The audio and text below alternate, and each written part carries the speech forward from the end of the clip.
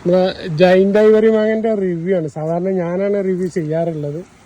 അപ്പോൾ നമ്മളെ അടൂരിൽ നിന്ന് വന്നത് എന്താ സാറെ പേരെന്താ? ജയകുമാർ സാർ. ഓക്കെ, എന്തായാലും ഒരു മാങ്ങ ഒന്ന് പൊട്ടിച്ചോളൂ. കട്ടെ. ഓക്കെ, ഞാനൊന്ന് വാഷ് ചെയ്യിച്ചിട്ട്. എത്ര അതിന്റെ തൂക്കം ഏകദേശം എത്ര ഉണ്ടാവും? ഇപ്പൊ തൂക്കം മെഷർമെന്റ് ഒന്നും ഇല്ല.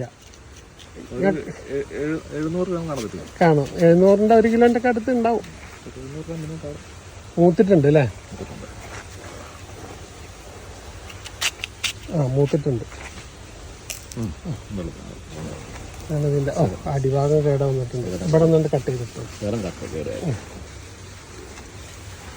ഈ കാഴ്ച വന്നിട്ടേ ഭയങ്കര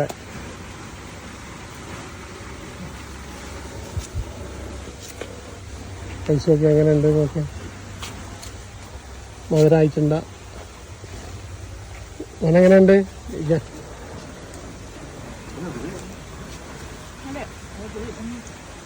ടേസ്റ്റ് ഉണ്ടോ? അടിപൊളി. പുളിയില്ല, ഒട്ടും പുളിയില്ല. പൗഡറിയാണ്. അത് തന്നെ ഞങ്ങളെ പൊടി ഉണ്ട് എന്ന് പറയും.